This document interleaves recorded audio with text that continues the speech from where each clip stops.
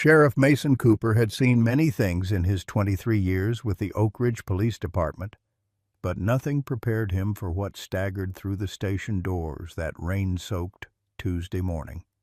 A German shepherd, covered in blood and mud, collapsed onto the linoleum floor.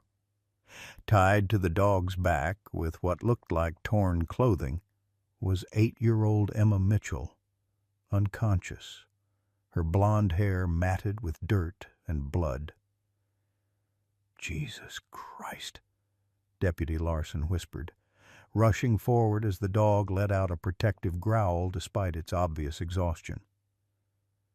"That's Jack Mitchell's girl," Cooper said, recognizing the child who'd been missing for 72 hours. "And that's their dog, Hunter." As paramedics carefully untied Emma, the dog's eyes never left her face. 3 tranquilizer darts hadn't stopped him from finding his way home. When FBI agent Reynolds arrived minutes later, Hunter somehow found the strength to stand again, limping toward the door, looking back at them with desperate intelligence. "He's trying to show us something," Reynolds said, watching the determination in the animal's eyes. Leave a like and share your thoughts in the comments along with the city you're watching from now. Let's continue with the story. Hunter had always been more than just a dog. The 5-year-old German shepherd's muscular body bore the scars of his past, a jagged line across his left flank, a notch in his right ear, and the almost imperceptible limp when the weather turned damp.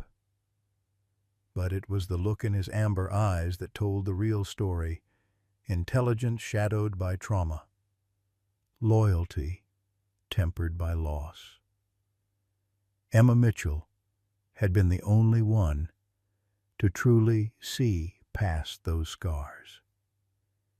The 8-year-old with freckles scattered across her nose like constellations had the same haunted look that sometimes crept into her eyes, the look of someone who had witnessed too much, too young. She'd been just 3 when her mother, Sarah, was murdered in their home, a case that remained unsolved and hung over Oak Ridge like a persistent fog. Jack Mitchell had never recovered from finding his wife's body. The former Marine had traded military discipline for a bottle, his once imposing frame now perpetually hunched as if carrying an invisible weight. He tolerated Hunter's presence only because Emma had found the dog at the shelter 3 years ago and formed an immediate bond. Jack couldn't bring himself to explain that Hunter had been there that night, that the dog had belonged to Sarah first, had tried and failed to protect her, and had been dumped at the shelter by Jack himself in a moment of grief-stricken rage. FBI agent Cassidy Reynolds had requested the Mitchell case specifically. At 42, she'd built her career on finding missing children, driven by the childhood memory of her own sister's disappearance. She recognized the signs others missed, including the unusual behavior of family pets. When locals mentioned Hunter's agitation before Emma's disappearance, Reynolds took note while others dismissed it. Thomas Blackwood stood as Oak Ridge's model citizen, wealthy from old timber money, generous with the youth center he'd founded, and always first to organize search parties when tragedy struck. His perfect veneer showed no cracks, except perhaps in the way his eyes lingered too long on photos of Sarah Mitchell at memorial services. Dr. Sarah Andrews had moved to town just after Sarah Mitchell's murder, establishing the local veterinary practice with state-of-the-art facilities that seemed excessive for a small town. She'd taken a special interest in Hunter from the beginning, offering free care and making house calls that no other pet in town received. Sheriff Mason Cooper had lived in Oak Ridge his entire life. He knew everyone's business, or thought he did. The afternoon Emma disappeared started like any other Tuesday. Jack Mitchell had dropped her off at Oak Ridge Elementary with a distracted kiss on the forehead, his mind already on the construction job waiting across town. Emma had adjusted her backpack with the practiced resignation of a child used to being an afterthought, then turned to wave goodbye to Hunter, who sat obediently in the truck bed as he did every school day. "See you at 3, Hunter," she'd called, the only true warmth in her voice reserved for the dog. Hunter's tail had thumped against the metal truck bed, his eyes following her until she disappeared through the school's double doors. By 3:30 p.m., Jack knew something was wrong. The school playground had emptied of children, with only a few teachers remaining in the parking lot. Emma was nowhere to be seen. Hunter, who had been dozing in the truck, suddenly sat up straight, ears perked forward, a low whine building in his throat. "She's probably just at a friend's," Jack muttered, more to himself than to Hunter.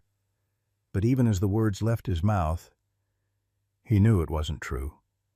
Emma didn't have friends, not since Sarah died, and they became that family in town. The little girl spent her afternoons either at the public library or at home with Hunter, the two of them inseparable. Jack approached Mrs. Winters, Emma's teacher, who was just getting into her car. "Have you seen Emma?" he asked, trying to keep the edge of panic from his voice. Mrs. Winters frowned, pushing her glasses up her nose. "Emma was picked up early today. A woman came by the office, said there was a family emergency." She tilted her head. "Wasn't that arranged by you?" The ground seemed to shift beneath Jack's feet. No one was supposed to pick her up but me. Within 20 minutes, Sheriff Cooper had organized the first search party. By nightfall, the FBI had been called in, with Agent Reynolds arriving from the field office in Richmond before midnight. Hunter had become increasingly agitated, pulling at his leash, trying to lead Jack toward the woods behind the school. "That dog needs to be controlled," Sheriff Cooper had said, watching Hunter strain against his collar. "He's disrupting the search teams." Jack had yanked Hunter back harshly. "Get it together," he'd snapped at the dog. Then, to Cooper, "He's been acting weird all day." Agent Reynolds had observed the interaction with interest. "How so?" "Whining, pacing, now this." Jack gestured at Hunter, who was still trying to pull toward the tree line. "He does this sometimes, gets fixated on something. Dogs can sense things we can't," Reynolds had said. "Might be worth seeing what he's picking up on." Sheriff Cooper had scoffed. "We've got trained K9 units on the way. Don't need an unstable pet interfering." And so Hunter had been taken home, locked in the laundry room while Jack joined the search. The dog's howls could be heard from down the street, a mournful sound that made neighbors close their windows despite the summer heat. As midnight approached with no sign of Emma, Jack returned home briefly to change clothes. The moment he opened the laundry room door, Hunter bolted past him, heading straight for Sarah's old study, a room Jack had kept locked since her death. The dog scratched frantically at the door, whining. "Stop it!" Jack shouted, grabbing Hunter's collar and pulling him back.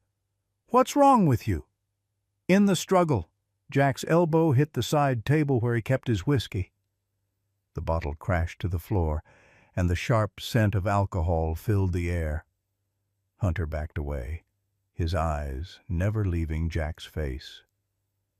For a moment, Jack saw himself through the dog's eyes unshaven, reeking of booze and desperation. The same man who had abandoned Hunter at the shelter after Sarah's death, blaming the dog for not saving her. The memory hit him with unexpected force. 5 years ago, he'd come home to find Sarah on the kitchen floor, blood pooling around her head. Hunter had been lying beside her, severely injured but still trying to rouse her with gentle nudges of his muzzle. The intruder was long gone, but Jack's grief had needed a target. Hunter had been it. "You were supposed to protect her," he'd screamed at the wounded dog. Now, with Emma missing, the old accusation hung between them. The ringing of Jack's phone broke the moment. It was Agent Reynolds. "We found Emma's backpack by Miller's Creek," she said without preamble. "There are signs of a struggle." Jack's world narrowed to a pinpoint of terror. "I'll be right there." When he turned around, Hunter was gone, the front door left ajar in Jack's haste to answer the phone. Dr. Andrews arrived at the Mitchell house just after dawn, responding to Jack's frantic call about Hunter's disappearance. "He's probably trying to find Emma," she said, her voice professionally soothing as she stood in the living room. "German shepherds are incredibly loyal, especially to children they've bonded with. He's the only thing Emma has left of her mother," Jack said, running a hand through his hair. "Sarah trained him before—" He stopped, unable to finish. Dr. Andrews placed a hand on Jack's arm. "I know. Sarah was one of my first clients when I moved here. She was so proud of Hunter's training." Jack looked up sharply. "You knew Sarah, just professionally," Dr. Andrews said quickly. "She brought Hunter in for his vaccination shortly before. Well, before it happened." Something about her tone made Jack uncomfortable. But before he could pursue it, Sheriff Cooper arrived with news. "We've got Thomas Blackwood organizing volunteers at the community center," Cooper announced. "Best tracker in 3 counties is joining the search." "Blackwood." Jack frowned. "Emma doesn't even like him. Says he watches her too closely at the youth center." Cooper's expression hardened. "Thomas Blackwood has done more for this town than anyone. His search coordination found those missing Anderson twins last year." "After 3 days," Jack muttered. "They nearly died of exposure." "You want to find your daughter or argue about Blackwood?" Cooper snapped. The next 48 hours passed in a blur of search parties, police interviews, and increasing desperation. The community response was mixed. Many rallied to help find Emma, while others whispered that Jack's drinking had something to do with her disappearance. A few even suggested that Hunter, with his mysterious past and protective behavior, might have harmed Emma himself. "That dog always seemed off to me," Jack overheard Mrs. Peterson telling another volunteer. "Too intense. Not right for a child." "I heard Mitchell beat that dog," came the reply. "Wouldn't surprise me if it finally snapped." The rumors cut deeper than Jack expected. He knew he hadn't been a perfect owner to Hunter, especially in the dark days after Sarah's death. But Hunter had never shown aggression toward Emma, quite the opposite.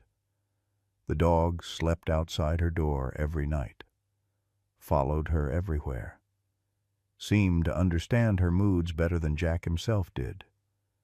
On the 3rd day, with hope fading, Jack found himself face to face with Thomas Blackwood at the search command post. "We're doing everything we can, Jack," Blackwood said, his hand squeezing Jack's shoulder a moment too long. "I feel personally responsible. Emma is such a special little girl." "How would you know?" Jack asked, pulling away from Blackwood's touch. "You barely know her." Something flickered in Blackwood's eyes, a hardness quickly concealed. "I know all the children in my programs, and I was close with Sarah. She would want me to help." Before Jack could respond, his phone rang the veterinary clinic. "Mr. Mitchell?" The receptionist's voice trembled. You need to come to the clinic immediately. It's about Hunter. Hunter, you found him? No, sir. He's here. And sir, her voice broke, he's covered in blood. Hunter had left the Mitchell house with a single purpose: find Emma. The German Shepherd's military training, instilled years before Sarah adopted him from the Veteran Service Dog Program, had kicked in the moment he caught Emma's scent near the school. While humans shouted and searched in organized grids, Hunter followed an invisible trail that only his keen senses could detect. The first night, he tracked Emma's scent through Miller's Creek and into the dense forest that bordered the eastern edge of Oak Ridge. The trail was contaminated with other smells: men's cologne, cigarette smoke, and something chemical that burned Hunter's sensitive nose. But underneath it all was Emma's distinct scent, tinged with fear. By dawn, Hunter had covered nearly 15 miles of rough terrain, his paws bleeding on the rocky ground. He paused only long enough to drink from streams, pushing his body well beyond normal endurance. The distant sound of vehicles occasionally reached him, but Hunter stayed hidden, instinctively avoiding the humans who might stop his search. The trail led deeper into the Blue Ridge foothills, to an area locals called Devil's Backbone, a remote section of forest with limestone caves and abandoned mining equipment. Here, Emma's scent grew stronger, mixed with the smells of multiple humans and the metallic tang of weapons. Hunter slowed his approach, decades of canine evolution and specialized training merging into perfect stealth. The sun was setting on his second day away from home when he spotted the camouflaged entrance to an underground bunker, cleverly disguised beneath fallen logs and native vegetation. 2 armed men patrolled the perimeter, speaking in low voices as they smoked cigarettes. "Blackwood wants her moved tonight," one said, exhaling a cloud of smoke. "Says the search is getting too close." "Pain in the ass," the other replied. "Kid hasn't stopped crying since yesterday."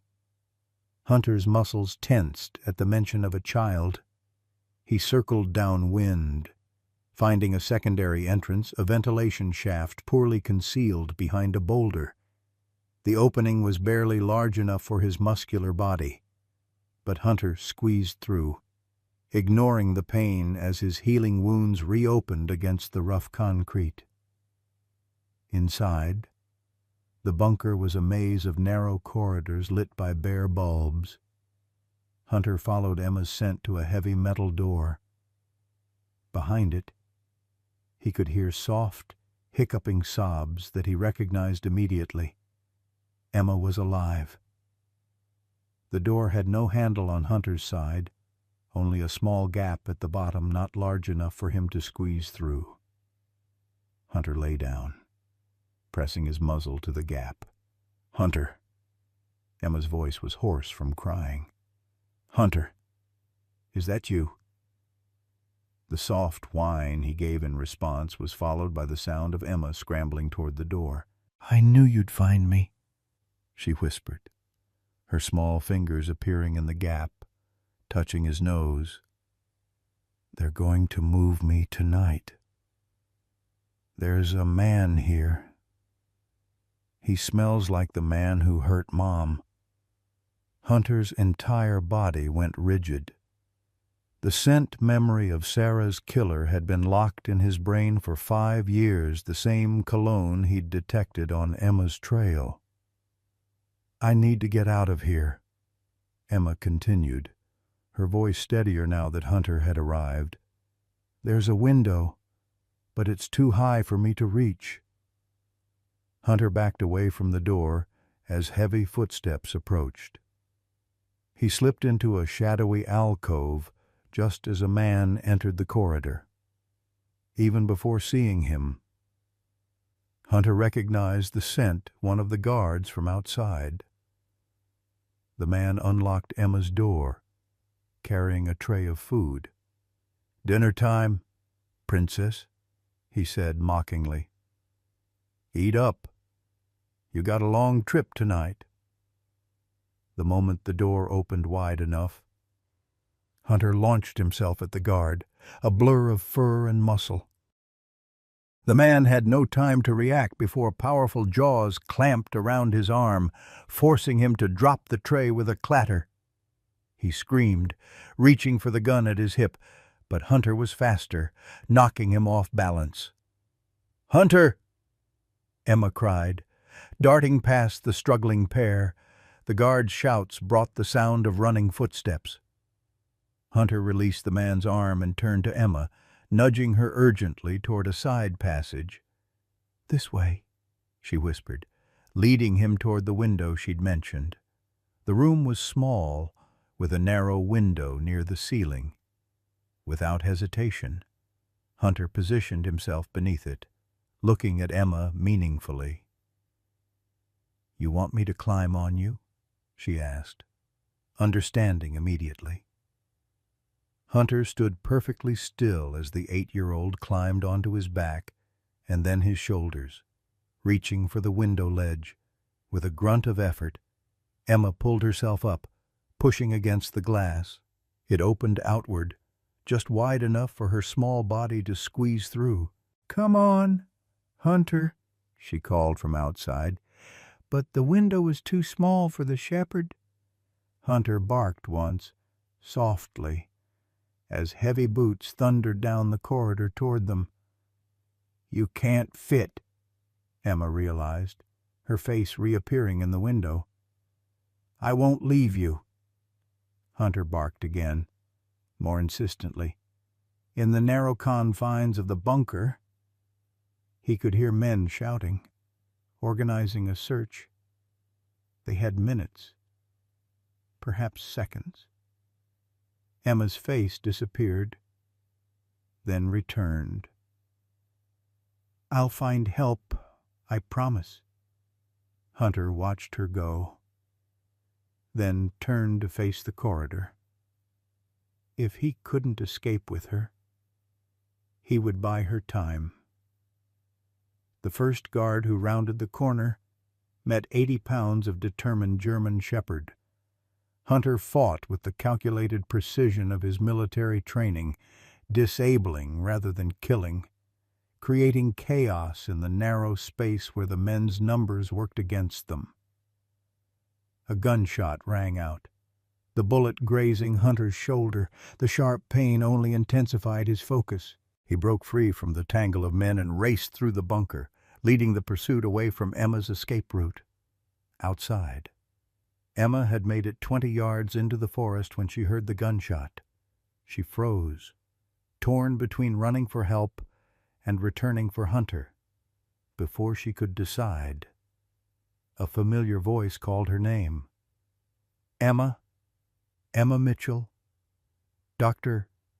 Andrews emerged from between the trees, her veterinary bag in hand. "Dr. Andrews," Emma cried. "Hunter found me. But he's still inside with the bad men." The veterinarian's face showed momentary surprise before settling into professional calm. "Are you hurt?" "Emma, no, but Hunter will be. We have to help him." Dr. Andrews knelt beside Emma, opening her bag. "We will. But first, let me check you over." "There's no time," Emma protested. "Just a quick check." Dr. Andrews insisted, pulling out what looked like a stethoscope. "Your father would want me to make sure you're okay." As the doctor leaned forward, Emma caught a whiff of familiar cologne, the same scent she'd detected on one of her captors, the same scent that had lingered in their house the night her mother died. Emma backpedaled quickly. "You're with them." Dr. Andrews' expression hardened. "Don't be ridiculous. Emma, You're confused and frightened. You smell like him, like the man who hurt my mom. Emma continued, backing away. Hunter knew. That's why he always growled at you. Emma, come here now. Dr. Andrews's voice lost its professional warmth, taking on a commanding edge. Emma turned to run, but the veterinarian was faster, grabbing her arm with surprising strength. Thomas won't be happy if I lose you now. Thomas, Mr. Blackwood. Emma's eyes widened in realization. Before Dr. Andrews could respond, a blood-covered shape exploded from the bunker entrance. Hunter, limping but determined, charged toward them. Dr. Andrews released Emma to reach for something in her bag, but she wasn't quick enough. Hunter slammed into her, knocking her to the ground. Run, Emma! A man's voice shouted from the trees. Jack Mitchell burst into the clearing, followed by Agent Reynolds and 2 other FBI agents. The scene they encountered seemed unreal. Hunter standing protectively over Emma, growling at Dr. Andrews, who lay stunned on the forest floor. "Daddy!" Emma cried, running to her father. Jack swept her into his arms, holding her so tightly she could barely breathe. "Are you hurt? Did they hurt you?" "No." Emma sobbed into his shoulder. "Hunter found me. He fought the bad men." Agent Reynolds approached cautiously, her gun trained on Dr. Andrews. "Sarah Andrews, you're under arrest." The veterinarian's laugh was cold and entirely unlike her professional demeanor. "You have no idea what you're dealing with." As if summoned by her words, gunfire erupted from the bunker entrance. The FBI agents returned fire, creating a chaotic crossfire. Jack pulled Emma behind a large tree, while Hunter limped to their side. "We need to move," Jack whispered to Emma. "Can you run?" Emma nodded, but her eyes were fixed on Hunter. The shepherd's white and tan coat was matted with blood, his breathing labored. "Hunter's hurt bad. Daddy." "I know, sweetheart." Jack looked at the dog that had saved his daughter, the dog he had blamed and abandoned years ago. "But he found you when no one else could." In the confusion of the gunfight, Dr. Andrews vanished into the forest. Agent Reynolds signaled for Jack to retreat with Emma while they secured the area. "The access road is 1/2 mile east," she told him. "There's a backup team waiting. Get Emma to safety." Jack nodded, lifting Emma into his arms despite her protests about Hunter. "He'll follow us," Jack assured her, though he wasn't certain the injured dog could make it much farther. They had covered perhaps a 1/4 mile when Emma squirmed out of her father's arms. "Hunter can't keep up. Daddy, he's bleeding too much." It was true. The shepherd had fallen behind, each step clearly agonizing. Jack made a split-second decision that would have been unthinkable 3 days earlier. He handed Emma his jacket. "Wrap this around your shoulders. I'm going to carry Hunter." "You can carry him." Emma's eyes widened. "He found you when I couldn't." Jack said simply, "I owe him everything." Jack approached Hunter slowly, expecting resistance from the injured animal. Instead, Hunter looked at him with an exhausted trust that cut straight to Jack's heart. With careful movements, Jack lifted the 80-pound dog, grunting under the weight. "You're heavier than you look, buddy," he murmured. With Emma leading the way, they continued toward the access road, Hunter's blood soaked through Jack's shirt. warm and sticky against his skin. The dog's breathing grew more labored with each passing minute. "Stay with us, Hunter," Jack found himself whispering. "Emma needs you. I need you." By the time they reached the access road, Hunter was barely conscious. The FBI team waiting there immediately radioed for veterinary support, but the nearest animal hospital was 40 minutes away. "He's not going to make it that long," one agent said quietly to his colleague. Emma, overhearing, suddenly straightened her shoulders. "Yes, he will." She approached Hunter where Jack had gently laid him on a blanket. "Mom taught me what to do when Hunter got hurt in training."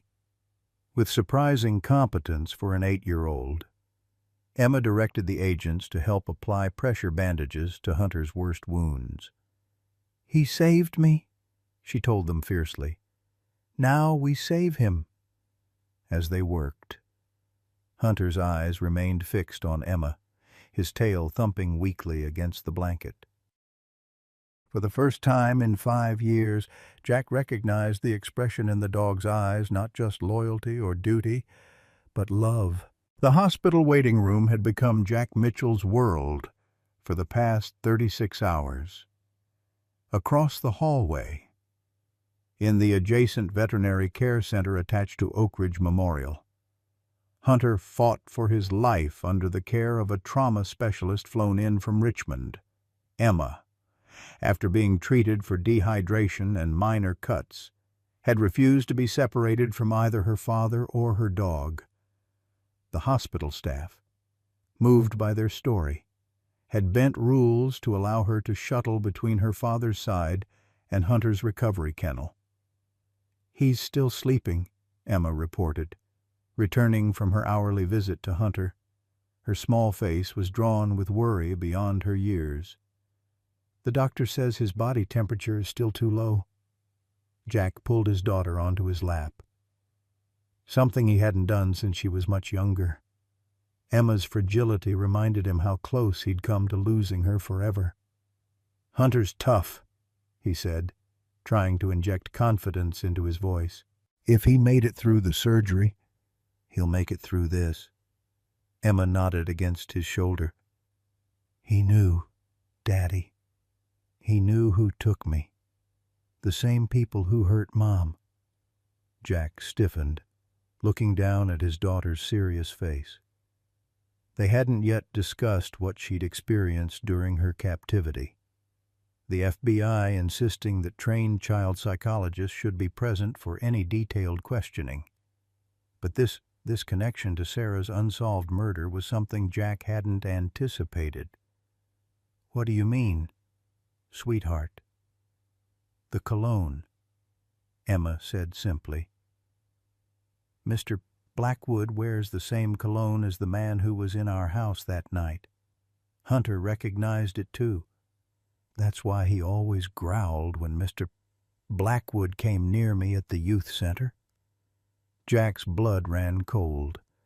Thomas Blackwood had been one of the first people to console him after Sarah's death, had organized the community support that kept Jack functioning in those early days. The same Thomas Blackwood who had been mysteriously absent when Hunter appeared with Emma at the police station.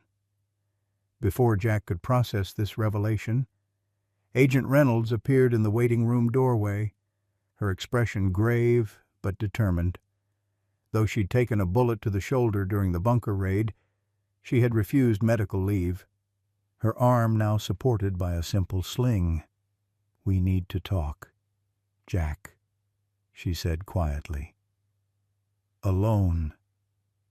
Jack hesitated, unwilling to let Emma out of his sight, understanding his reluctance.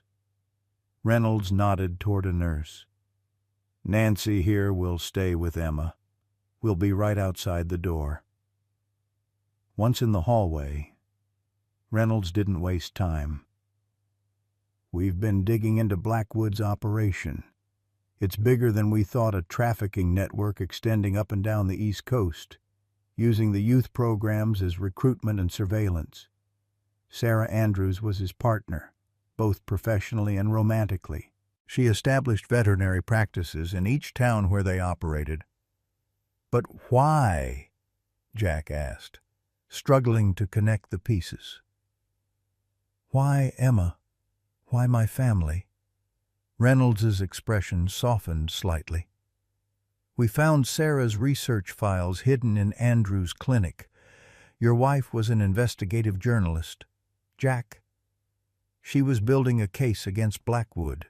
She'd discovered children going missing from his programs. Traced it back to him." The revelation hit Jack like a physical blow. Sarah had told him she was working on a big story, but had kept the details vague, claiming it was standard practice until she had concrete evidence. He'd been so consumed with his construction business, so confident in their safe, small-town life, that he hadn't pushed for more information. Sarah was killed because she was close to exposing them, Reynolds continued. But she hid her evidence somewhere they couldn't find it. They've been watching your family ever since, believing you might know where it is. "I don't," Jack said helplessly. "She never told me." "No, but she might have left clues that only you would recognize. Blackwood and Andrews took Emma to pressure you, but also because Emma might innocently know something."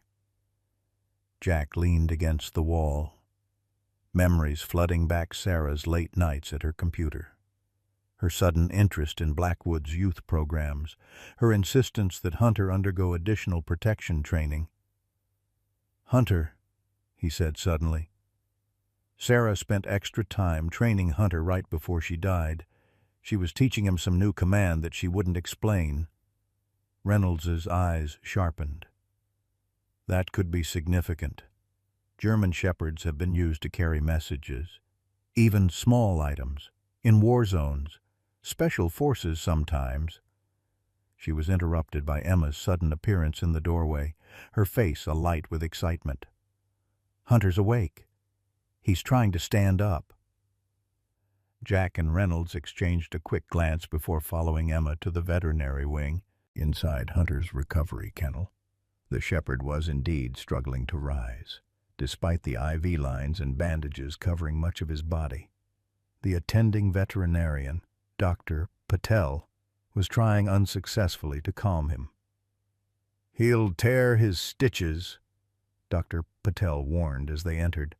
"I can sedate him, but given his blood loss, I'd rather not." "Let me try," Emma said, slipping past the adults to kneel beside Hunter's bed, at Emma's voice. Hunter immediately stopped struggling, his amber eyes fixing on her face. His tail thumped weakly against the blanket. "It's okay, boy," Emma soothed, gently stroking the uninjured side of his head. "We're safe now. You can rest." Hunter whined softly, still trying to communicate something with an urgency that seemed at odds with his physical state.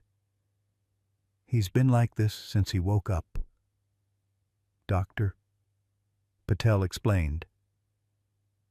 "It's almost like he's trying to tell us something."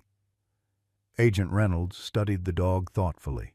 "Jack, you mentioned a special command Sarah was teaching him. Do you remember anything about it?" Jack shook his head. Just that it had a weird name, something about secrets or hiding. Emma looked up suddenly. "Treasure? Was it Find the Treasure Mom used to play that game with Hunter and me? She'd hide things and tell Hunter to find the treasure."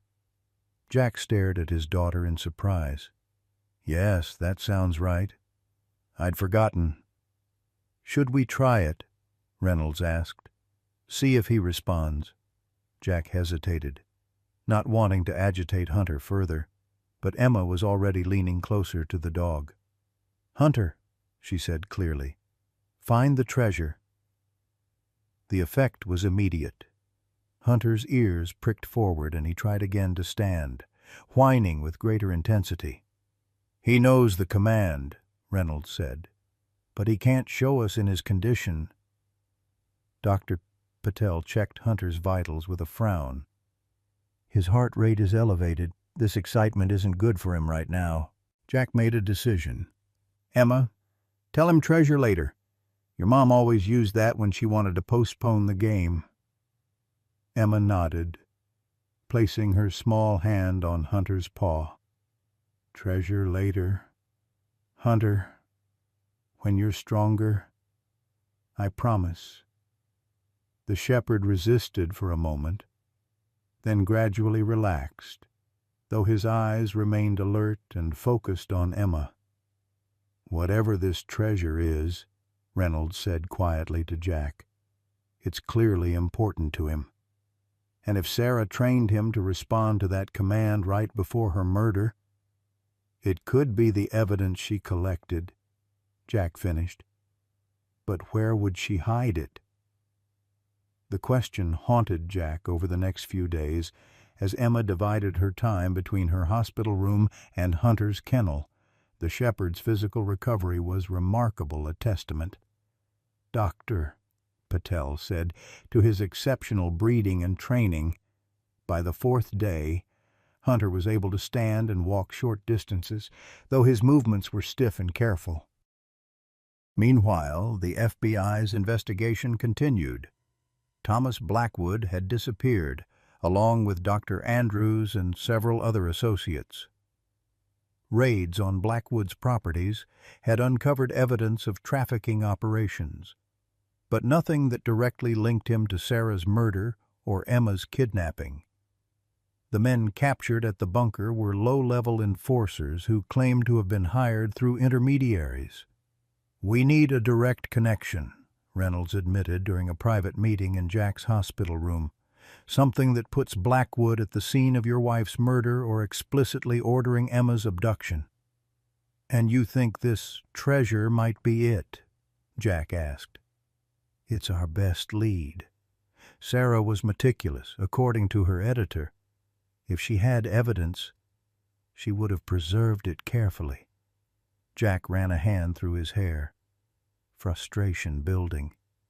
"But I've been through everything of Sarah's. After she died, I packed up her office, her clothes, everything. There was nothing unusual." "Maybe it's not something obvious," Reynolds suggested.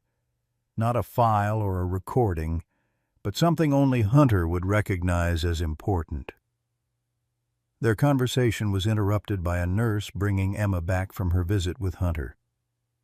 The little girl seemed more animated than she had been since her rescue. "Hunter tried to follow me when I left," she reported proudly. "Dr. Patel says he's healing faster than any dog she's ever seen." "That's great, sweetheart," Jack said, forcing a smile. "Maybe tomorrow we can take him for a short walk." Emma's eyes lit up. "Outside? Like a real walk?" "Just around the hospital grounds," Jack clarified. "He's still recovering." Emma's excitement was contagious, momentarily lifting the weight of uncertainty that had settled over them. Later that evening, when Emma had fallen asleep in the recliner beside Jack's hospital bed, Reynolds returned with news.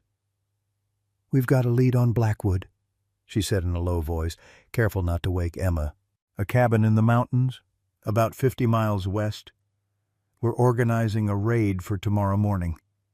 "I want to be there," Jack said immediately. Reynolds shook her head. "Too dangerous. Besides, you need to stay with Emma. We don't know if Blackwood has other associates in the area who might try to get to her again."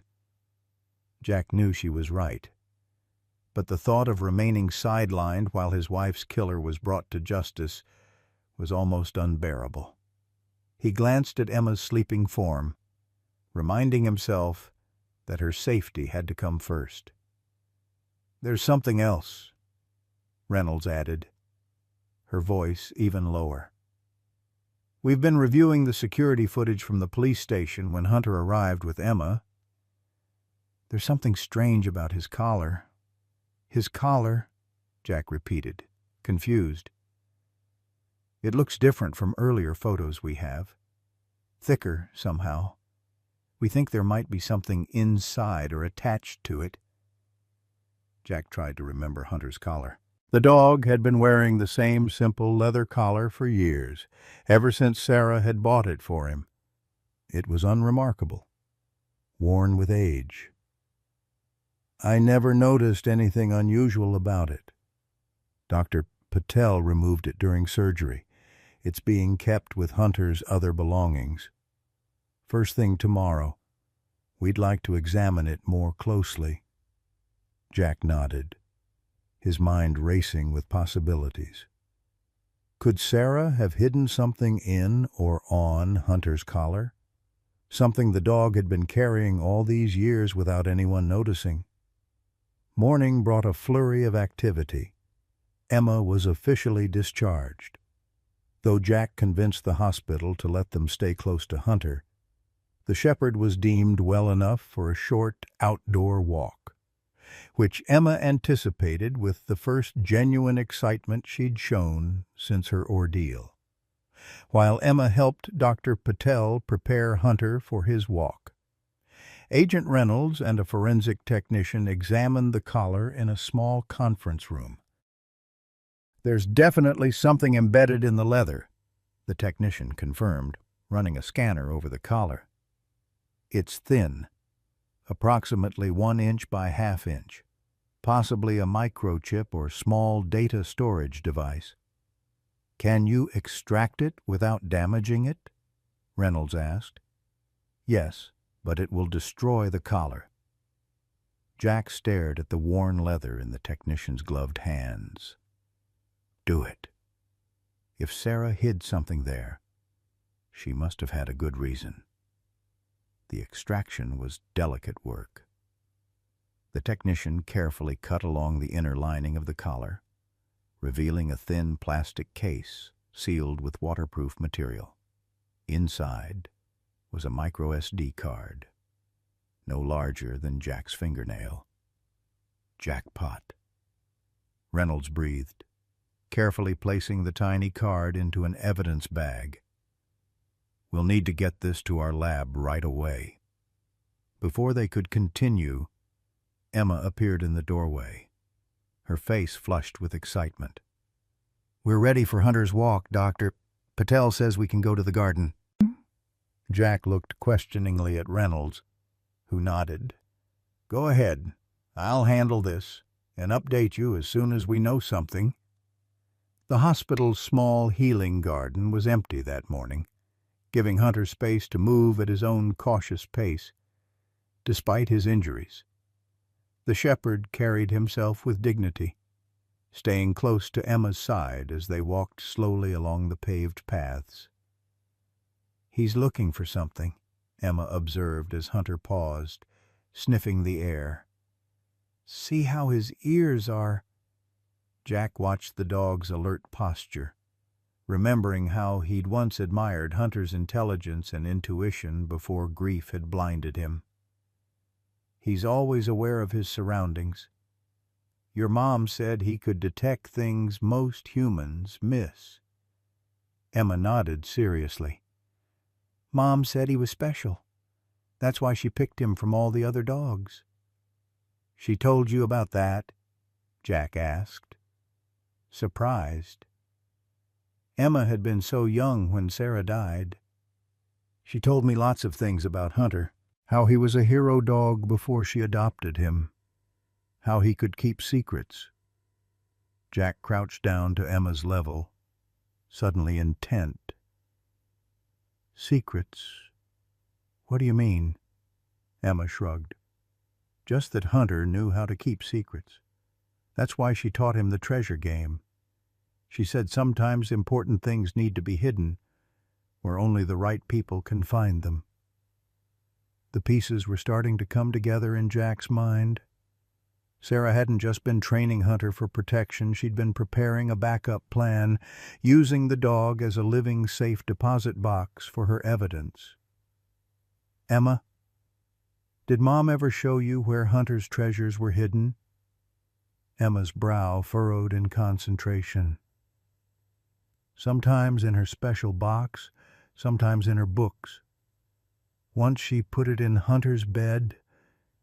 Jack was about to ask another question when Hunter suddenly stiffened, a low growl building in his throat. The shepherd moved in front of Emma, his body language shifting from relaxed to alert in an instant. "What is it, boy?" Jack asked, instinctively scanning the garden. At first he saw nothing unusual, just the empty paths, flowering shrubs, and a maintenance worker near the far gate. Then Jack noticed what had triggered Hunter's response. The worker was wearing a distinctive cologne, its scent carried on the morning breeze. "Emma, we're going inside now," Jack said calmly, taking her hand. "But we just got out here," she protested. "Now, Emma." Jack's tone left no room for argument. As they turned toward the hospital doors, the maintenance worker abandoned all pretense, dropping his rake and reaching inside his jacket. Hunter's growl became a snarl as he positioned himself between the threat and his family. "Mr. Mitchell," the man called, his hand emerging with a small pistol. "I just need to talk to you about that collar." Jack pushed Emma behind him. "Run inside, Emma. Find Dr. Patel." "But Hunter—" "Now!" Jack shouted, as the man began walking toward them. Emma darted for the hospital doors as Jack faced the gunman. Hunter, despite his injuries, stood his ground beside Jack, teeth bared. "The boss just wants what belongs to him," the man said, keeping the gun low, partially concealed from anyone who might look out the hospital windows. "Tell me where the microchip is, and this ends quietly." "It's already with the FBI," Jack replied, slowly backing toward the doors. "You're too late." The man's expression hardened. "Then I guess the boss will want to send a message instead." He raised the gun, aiming not at Jack, but at Hunter. In the split second before he could fire, Jack lunged forward, tackling the gunman. The pistol discharged with a muffled pop, the bullet striking the ground as both men fell. Jack had the advantage of size and desperation, but the gunman was trained and vicious. They struggled on the garden path, Jack feeling a rib crack as the man drove a knee into his side. The gun had skittered away in their initial collision, lying just out of reach. Through the haze of pain, Jack was dimly aware of Hunter circling them, looking for an opening. The shepherd was injured, in no condition for a fight, but his protective instincts had taken over. "Stay back! Hunter!" Jack gasped, as the gunman's elbow connected with his jaw. The shepherd ignored the command, seizing the moment when the gunman reached for the fallen pistol. Hunter's jaws closed around the man's wrist with calculated pressure, not the killing force he was capable of, but enough to immobilize. The gunman screamed, his fingers releasing the gun as Hunter held him pinned. Jack scrambled to secure the weapon, pointing it at their attacker with shaking hands. "Good boy. Hunter," he managed, tasting blood from his split lip.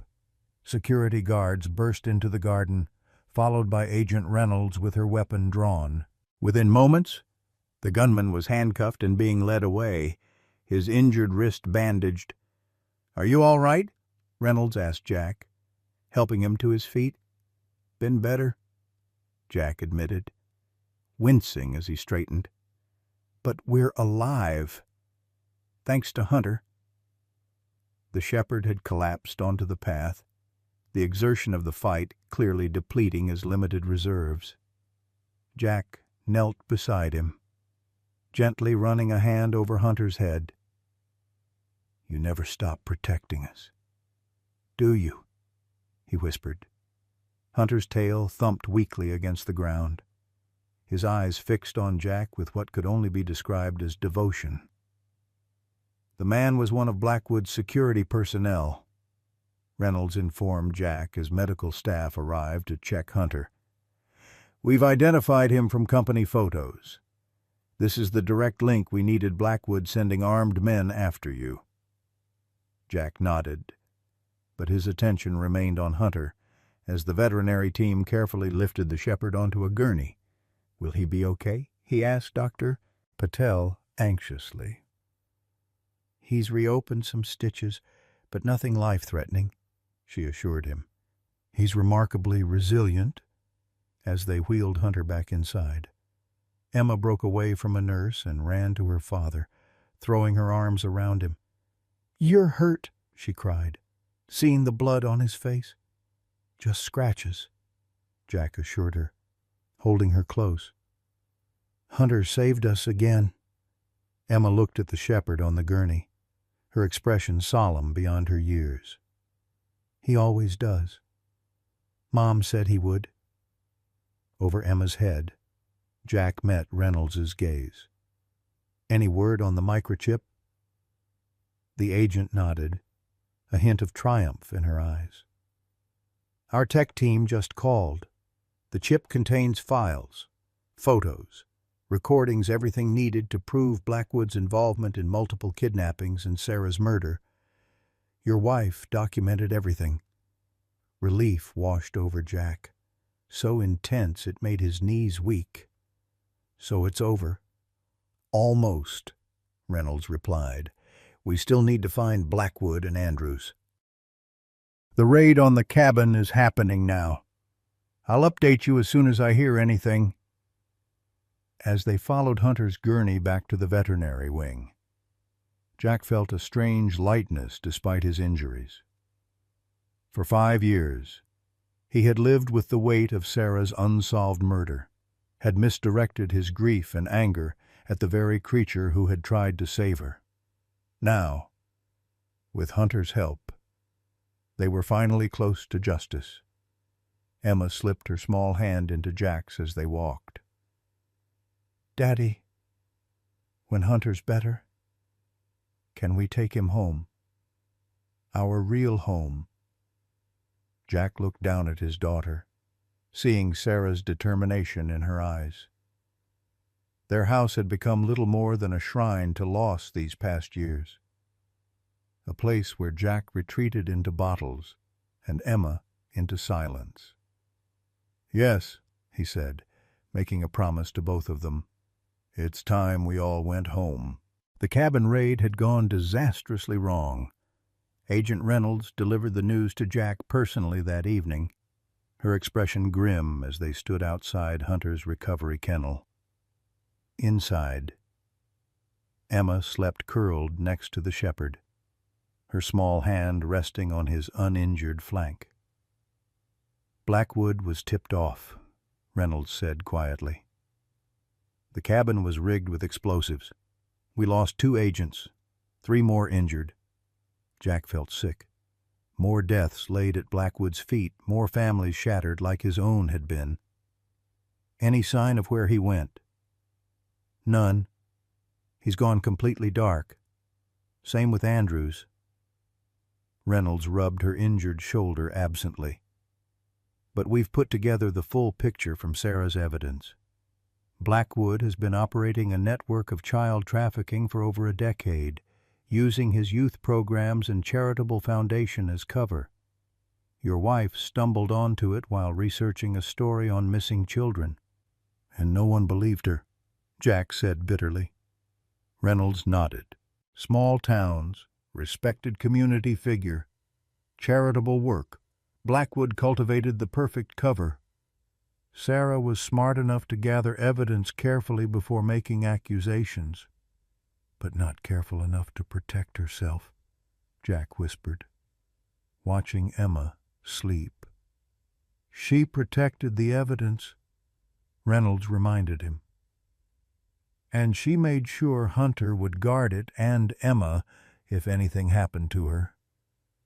The realization that Sarah had anticipated her own murder had trained Hunter as a fail-safe, sent a wave of grief through Jack so powerful he had to lean against the wall. For 5 years, he'd blamed the dog for not saving his wife, when all along Hunter had been completing the mission Sarah had given him, protecting Emma and the evidence that would eventually expose her killers. "We're moving you all to a safe house tonight," Reynolds continued. "Until Blackwood is apprehended, you and Emma remain primary targets." Jack looked at Hunter, still connected to IV fluids. "Hunter, too. We're not leaving him behind." "Already arranged. Dr. Patel will accompany you to manage his care." Reynolds checked her watch. "The transport team will be here in an hour. Pack only essentials." The safe house was a modest farmhouse 30 miles outside Oak Ridge, nestled in rolling countryside with clear sight lines in all directions. FBI agents patrolled the perimeter, while inside, Dr. Patel set up a makeshift recovery space for Hunter in the living room. The shepherd seemed to improve simply by having Jack and Emma constantly nearby, his amber eyes tracking their movements with alert awareness. By morning, Emma had established a new routine, solemnly helping Dr. Shishta Patel change Hunter's bandages and administer medications. Jack watched his daughter's careful hands, her quiet concentration, and saw Sarah in every movement. "She would have been a veterinarian," Dr. Patel observed, following Jack's gaze. "She has the touch." "Her mother wanted her to be a journalist," Jack replied, memories surfacing of Sarah's delight when Emma wrote her first stories. "Fearless truth-teller, she called her," Dr. Patel smiled. "Perhaps both. Animal doctor by day, investigative reporter by night." The light-hearted moment was broken by Agent Reynolds's arrival. Her expression told Jack everything before she spoke a word. "Blackwood's made contact," she said once they were alone in the kitchen. "He's offering a trade the original evidence for Emma's safety." "He knows we have the microchip," Jack said, feeling cold dread settle in his stomach. "Yes, but he claims Sarah kept physical backups, notebooks, photographs, original recordings. He believes you know where they are."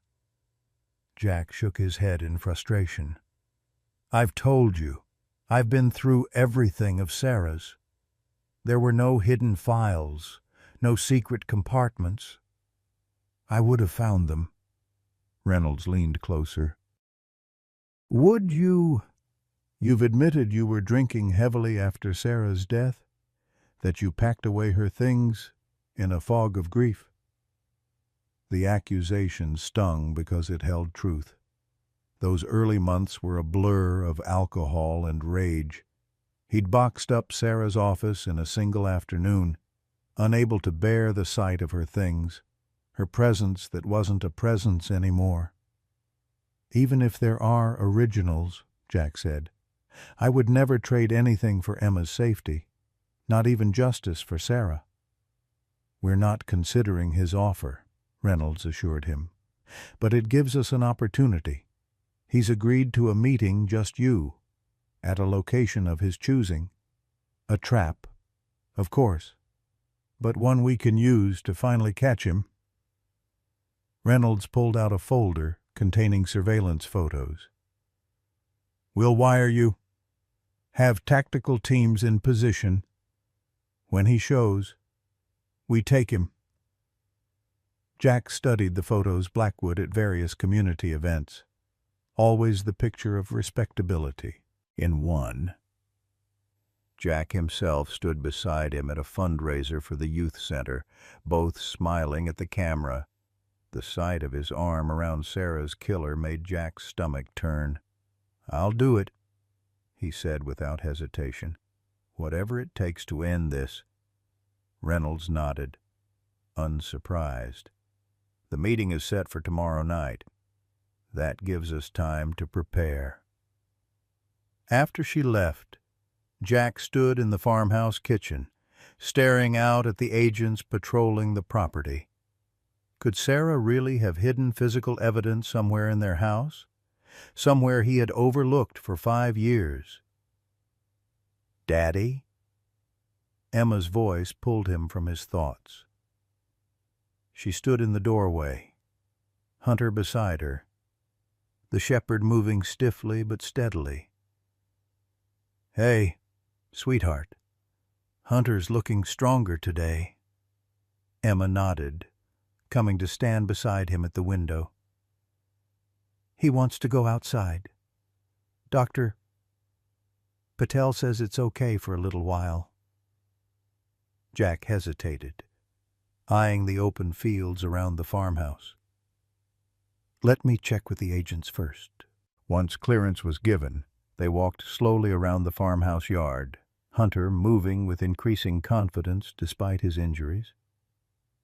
Emma kept one hand lightly on the shepherd's back, more for her comfort than his support. "Mom used to take Hunter to the pond behind our house," she said suddenly. "Just the two of them, early in the morning before you woke up." Jack looked at his daughter in surprise. "I didn't know that." Emma nodded. "They had special training time.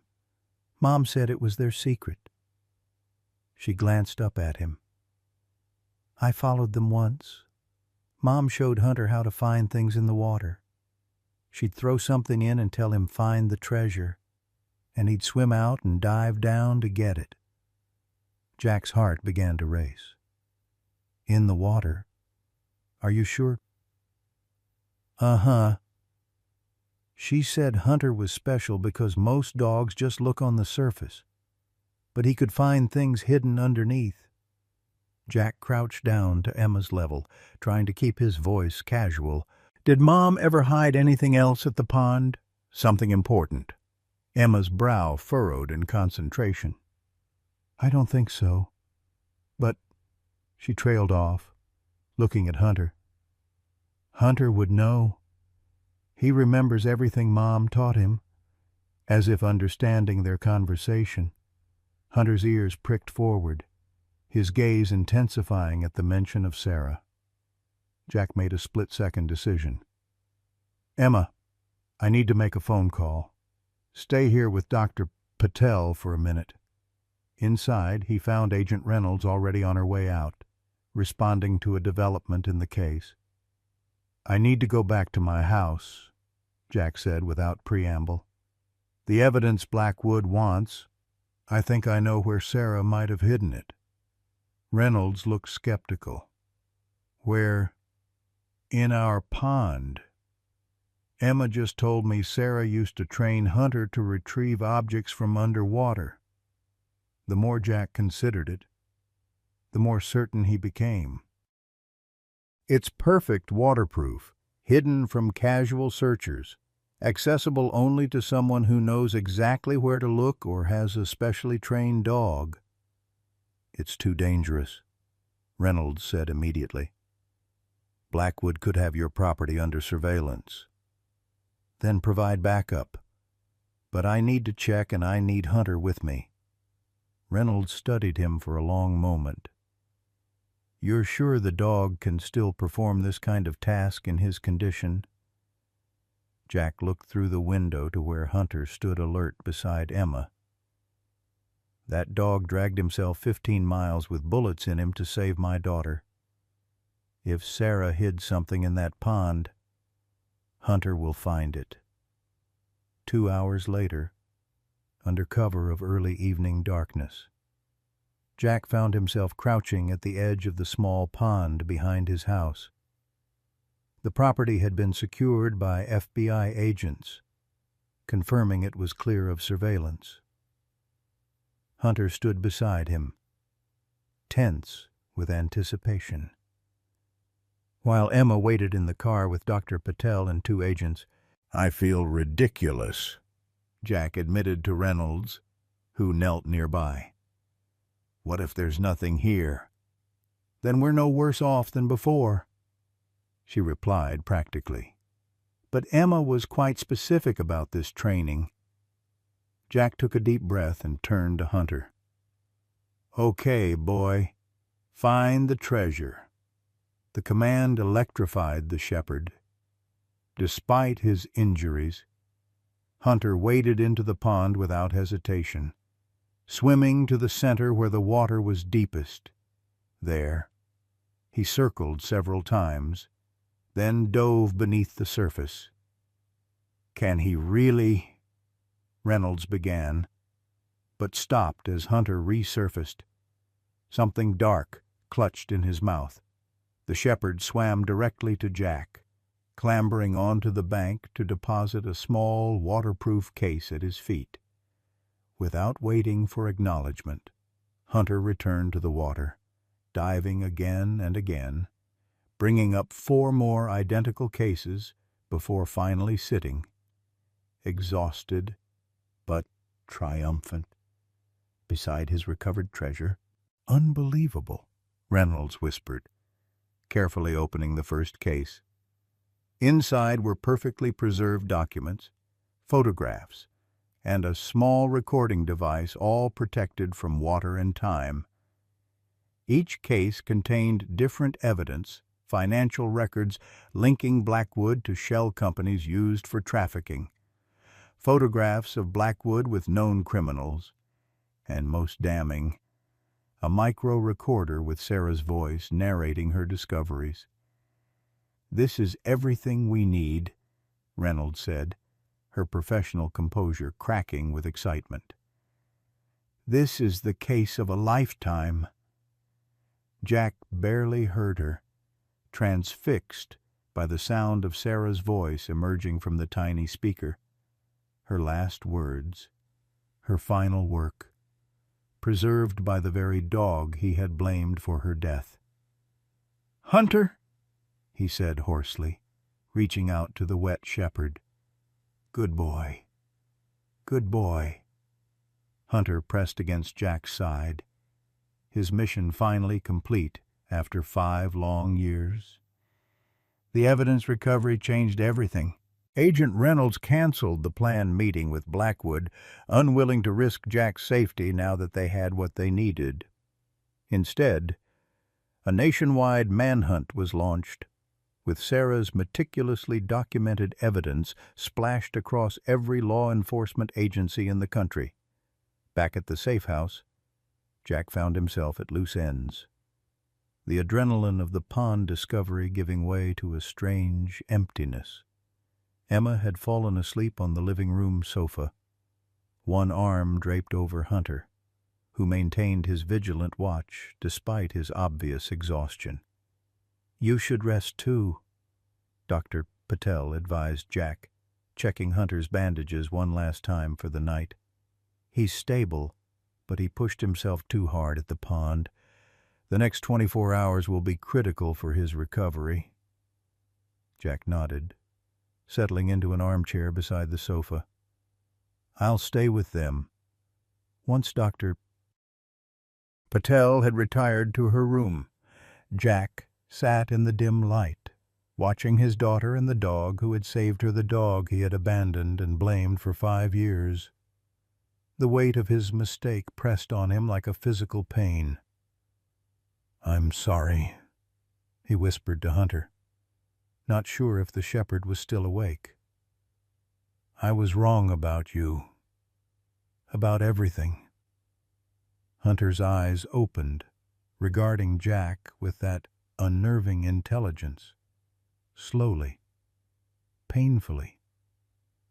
The dog rose from his position beside Emma and moved to Jack's side, resting his head on Jack's knee.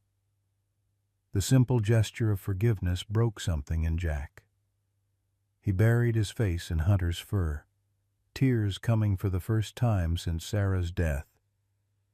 Not the angry, drunken weeping of his worst nights, but cleansing tears of grief finally confronted. "Thank you," he murmured against Hunter's neck. for protecting her, for not giving up on us. Hunter remained still, allowing Jack his moment of catharsis. From the sofa, Emma stirred, watching through half-lidded eyes as her father and her dog formed a connection that should have existed years ago. The moment was shattered by the sound of breaking glass from the kitchen. Hunter's head snapped up, a low growl building in his throat. Jack immediately reached for Emma, pulling her from the sofa and behind the armchair. "Stay down," he whispered, fumbling for his phone to alert the agents outside. Before he could dial, the living room door swung open. Thomas Blackwood stood in the doorway, a gun in one hand and Dr. Sarah Andrews beside him, her veterinary bag clutched in white-knuckled fingers. "Hello, Jack," Blackwood said pleasantly, as if arriving for a dinner party. "I believe you have something that belongs to me." Hunter positioned himself between the intruders and Jack and Emma, his hackles raised despite his injuries. Blackwood eyed the shepherd with calculated assessment. "Still protecting them, I see," he said to Hunter. "Just like you tried to protect Sarah. Loyal to the end, aren't you?" Jack's mind raced, trying to understand how Blackwood had penetrated the FBI perimeter, where the agents were, how he could protect Emma. "The evidence is already with the FBI," Jack said, trying to keep Blackwood's attention on him rather than Emma. "It's over, Thomas." Blackwood's smile didn't reach his eyes. "Nothing's over until I say it is. Sarah learned that lesson. Now it seems I need to teach it to the rest of her family." He raised the gun, pointing it directly at Jack's chest. "Starting with you." Hunter's growl deepened into a sound Jack had never heard before, primal, ancient, a sound that spoke of millennia of wolves protecting their packs. Despite his injuries, the shepherd's muscles coiled with deadly intent. His focus fixed on Blackwood's weapon. "Call off your dog," Blackwood ordered, his confident facade slipping slightly as Hunter took a step forward. "Or I'll shoot him first." "Hunter, stay," Jack commanded, though it cost him greatly. He needed to buy time, to find a way out for Emma. "How did you get past the agents?" Blackwood's smile returned. "You mean the ones patrolling the perimeter? Amazing what a simple gas can do, odorless, tasteless. They're all taking a little nap. As for the ones inside," he glanced at Dr. Andrews, "Sarah has been very helpful, haven't you?" "Dear," Dr. Andrews wouldn't meet Jack's eyes. "I administered a sedative when I checked the agent in the back bedroom. The one by the front door got an injection when I went out for supplies." Jack felt sick. They had trusted the veterinarian completely, never suspecting she might be working with Blackwood all along. "You helped him kill my wife," he said, the realization striking like a physical blow. "I didn't kill Sarah," Andrews replied, her voice hollow. "I loved her too." "Sarah was recruiting her," Blackwood explained with perverse pleasure, "trying to turn her against me. But Sarah underestimated the bonds between Sarah and me." He placed his free hand possessively on Andrew's shoulder. 20 years of partnership isn't easily broken, is it? Sarah?" Andrews flinched at his touch but didn't pull away. "What do you want?" Jack asked, his arm tight around Emma, who stood trembling against him. "Originally, I wanted my evidence back," Blackwood said conversationally, as if discussing a business transaction. "But since that's apparently a lost cause, I'll settle for making sure none of you can testify against me." He gestured with the gun. Starting with the girl, Jack moved to shield Emma completely, his body between her and the weapon. "You'll have to kill me first." "That's the plan," Blackwood agreed. "But I want you to watch your daughter die, like I had to watch everything I built crumble because of your wife's meddling." His voice had lost its smooth veneer, raw hatred bleeding through. Hunter edged forward slightly, his movement so subtle Blackwood didn't notice, focused as he was on Jack's face. The shepherd's eyes never left the gun. "Your wife thought she was so clever," Blackwood continued, his need to gloat overwhelming his caution. "Volunteering at my youth centers, befriending me, all while gathering evidence. She actually made me believe she admired my work." "She figured out you were trafficking children through your charities," Jack said, trying to keep him talking while looking for any opening. "Kids who wouldn't be missed, providing opportunities," Blackwood corrected. "Those children were going nowhere in these backwater towns. I gave them purpose. You sold them." Emma's small voice cut through the tension, her face appearing around Jack's protective stance. "Like the men were going to sell me." Blackwood's expression hardened. "Shut her up or I will." "It's true, though, isn't it?" Jack pressed, desperate to keep Blackwood's attention on him.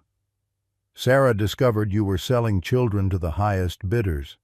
That's why you killed her." "I didn't plan to kill her," Blackwood snapped, the gun wavering slightly. "I just wanted the evidence. She wouldn't tell me where it was." "So you beat her to death in our kitchen," Jack said, old rage burning through his fear. "While our daughter slept upstairs." Andrews made a small, pained sound. "You said it was an accident," she whispered to Blackwood. "You said she fell." "She fell after I hit her," Blackwood replied impatiently. "Same difference." Hunter had moved another inch forward, a motion so controlled that the floorboards didn't even creak beneath his weight. Jack saw the shepherd's strategy with sudden clarity. He was positioning himself for a leap at Blackwood's gun arm. "That dog," Blackwood said suddenly, noticing Hunter's intent focus. "Always in the way. He attacked me that night, too. That's how he got that scar on his side, my knife. Should have finished him then."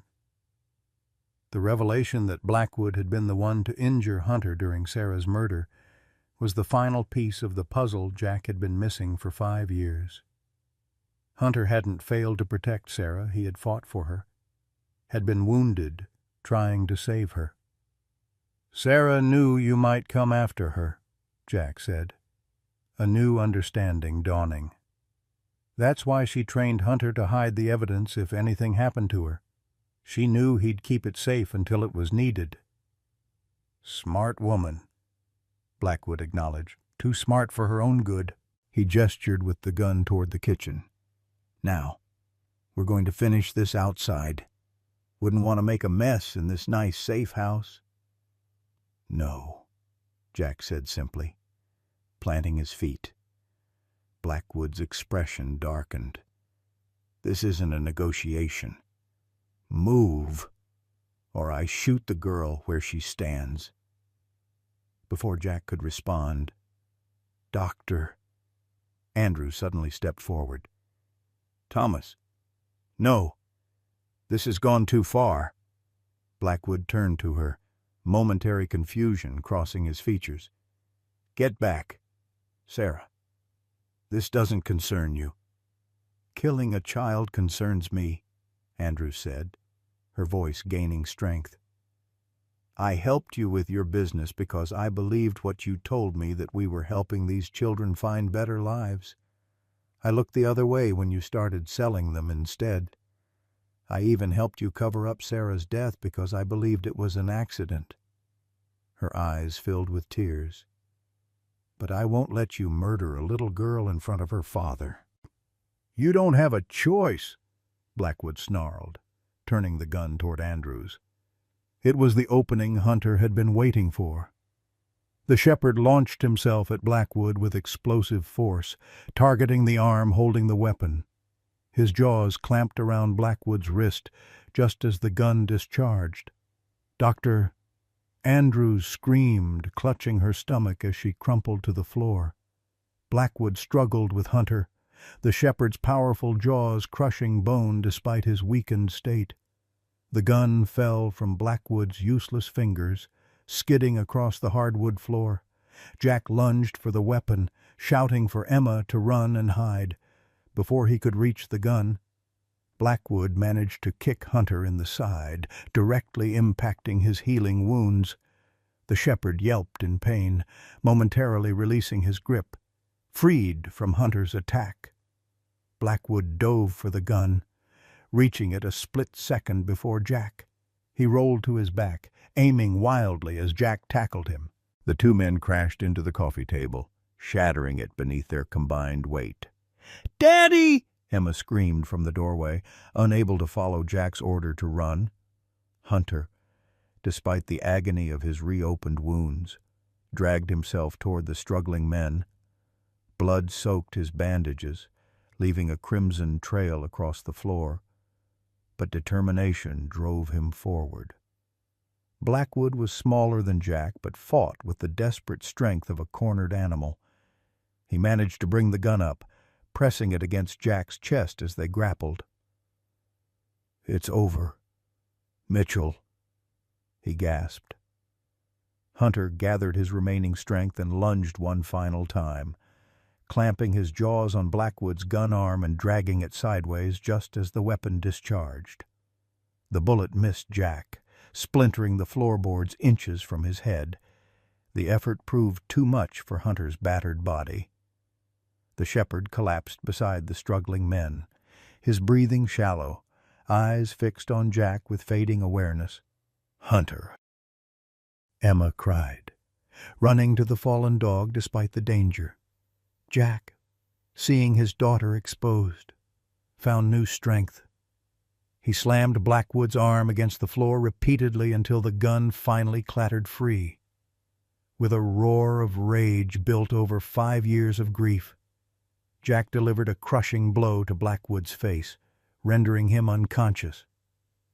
"Hunter, stay with us," Jack pleaded, crawling to where Emma knelt beside the shepherd. "Please, boy, stay with us." Hunter's once alert eyes were dimming, blood pooling beneath his body. The wounds from the bunker rescue, reopened and aggravated by his final protective lunge, were bleeding freely. His breathing came in shallow pants, each one seeming to require more effort than the last.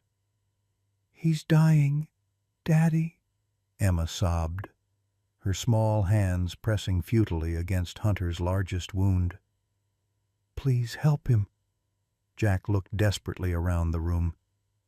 Dr. Andrews lay motionless by the door, Blackwood unconscious on the floor.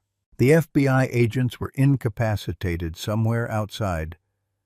There was no help coming.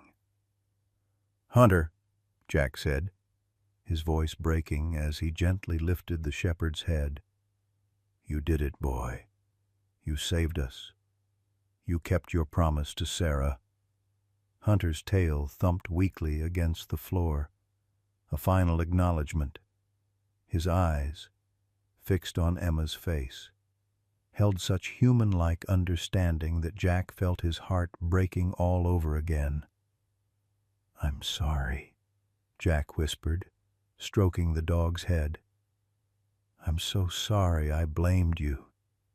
You were trying to save her." Hunter summoned the strength to lick Emma's hand once before his eyes slowly closed, his massive body going still beneath their touch.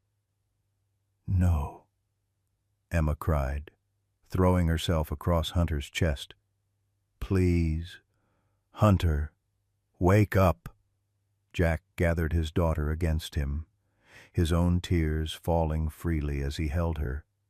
Together, they knelt beside the loyal guardian who had protected their family to his last breath.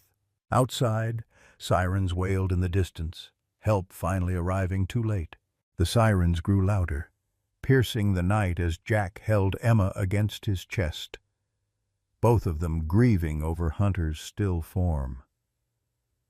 The shepherd lay motionless on the blood-stained floor, his once watchful eyes now closed, his powerful body unnaturally still. Through his tears, Jack noticed something odd, a barely perceptible rise and fall of Hunter's chest. So slight he thought he might be imagining it. "Emma," he whispered, hope flickering dangerously. "Look at Hunter's chest. Is he—" Emma pulled back from her father, wiping tears with the back of her hand as she studied the shepherd. "He's breathing," she cried. "Daddy, he's still breathing." Jack immediately pressed his fingers against Hunter's neck, feeling for a pulse. There it was, faint and irregular, but definitely present. Hunter wasn't dead, but he was close, his body having gone into a state of shock to preserve vital functions. "He's alive," Jack confirmed, a surge of desperate energy flooding him. "We need to stop this bleeding." The front door burst open as Agent Reynolds rushed in, weapon drawn, followed by a tactical team. She took in the scene with one sweeping glance, Blackwood unconscious on the floor, Dr. Andrews bleeding by the wall, and Jack and Emma huddled over Hunter's body. "We need a veterinary emergency team now," Jack shouted. "Hunter's still alive." Reynolds holstered her weapon, immediately speaking into her radio as her team secured Blackwood and checked Dr. Andrews. "The dog needs immediate medical attention," she ordered. "And get Andrews stabilized for transport." "What happened?" Jack asked, pressing a cushion against Hunter's worst wound. "The perimeter team remote gas attack," Reynolds explained tersely, kneeling to help apply pressure to Hunter's injuries. "When we lost contact with the house, we mobilized backup from town. Dr. Andrews must have disabled the alarm system to let Blackwood in."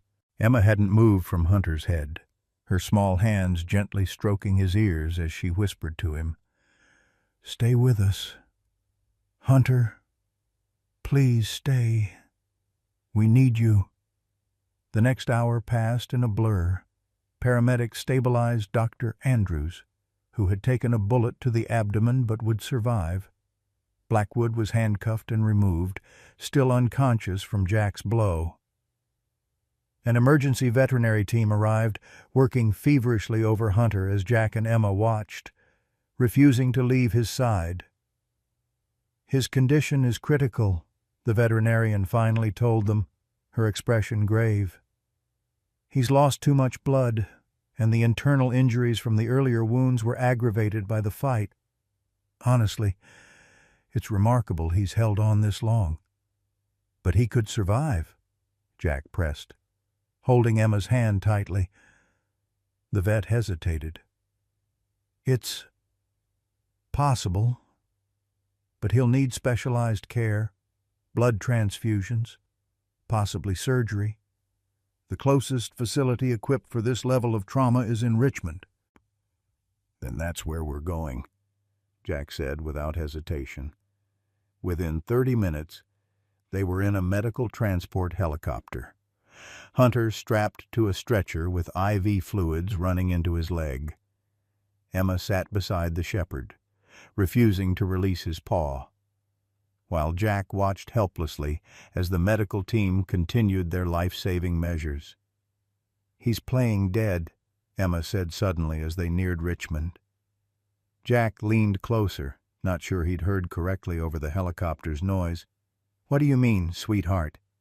Mom taught him to play dead when he was in danger, Emma explained, her eyes never leaving Hunter's face. It was part of his military training. She said it could save his life someday. Jack stared at his daughter in amazement. You think he's doing that now deliberately? Emma nodded with absolute certainty.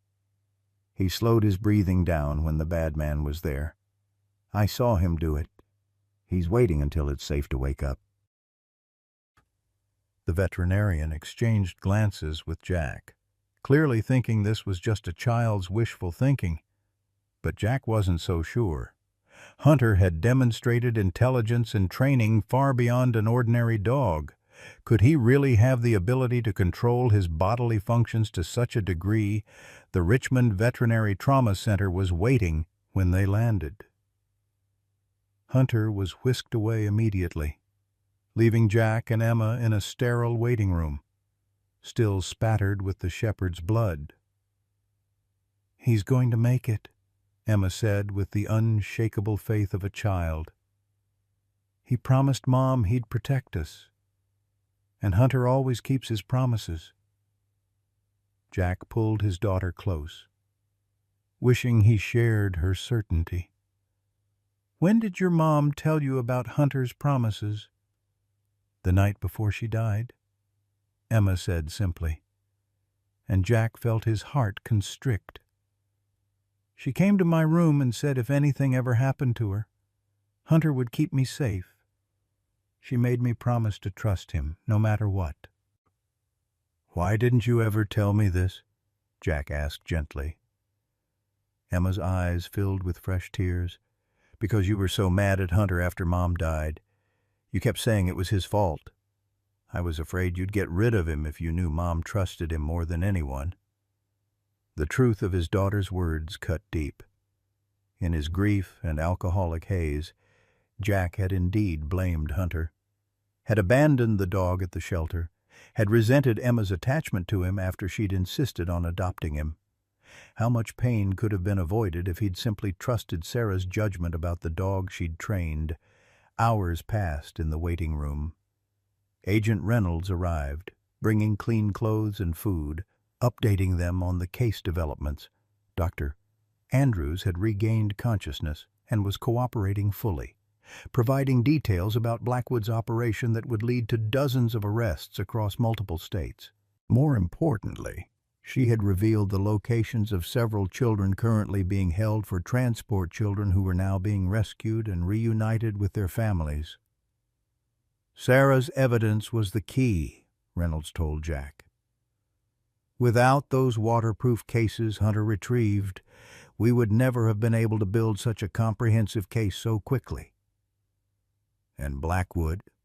Jack asked, keeping his voice low so Emma, who had finally fallen asleep on a waiting room couch, wouldn't hear.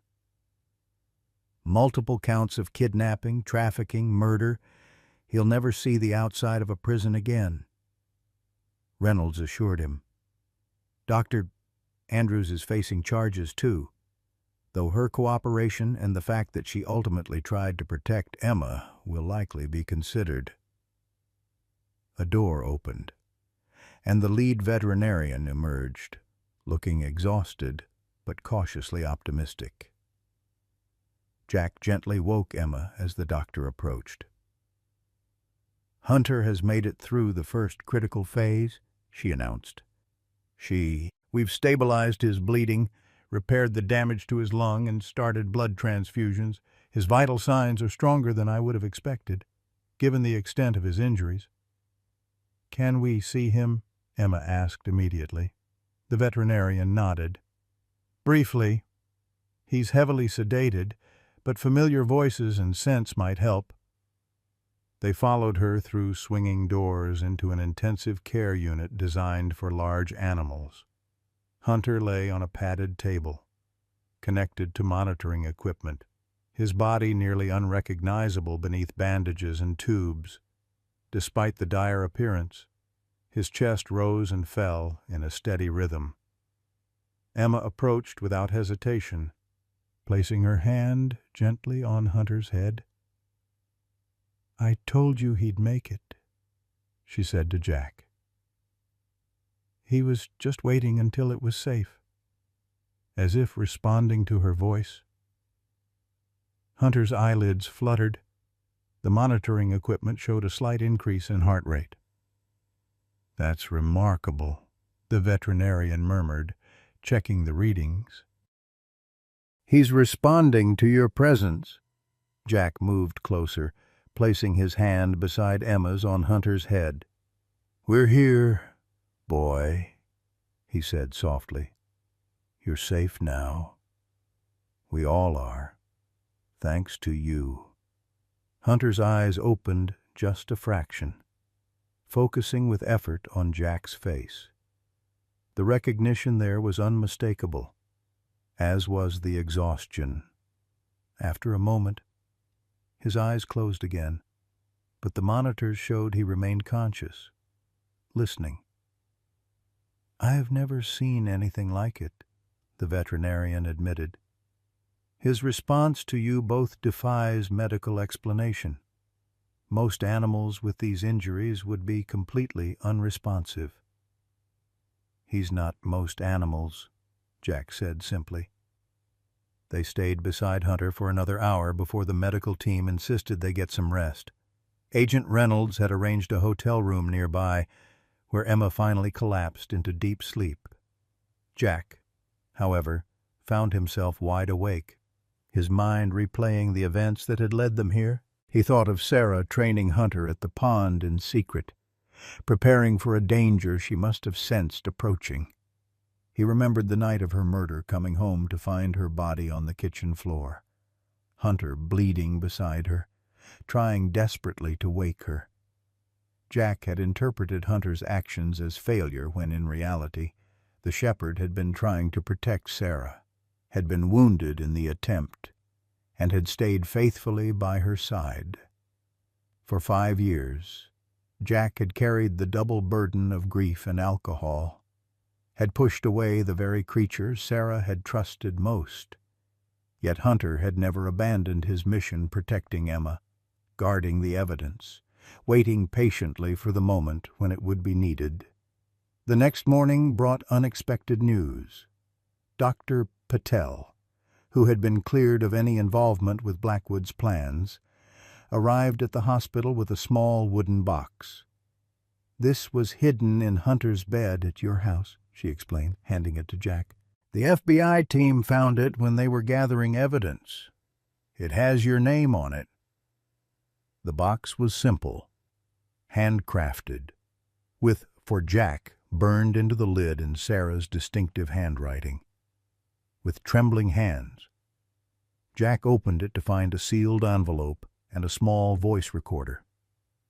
"I'll give you some privacy," Dr. Patel said.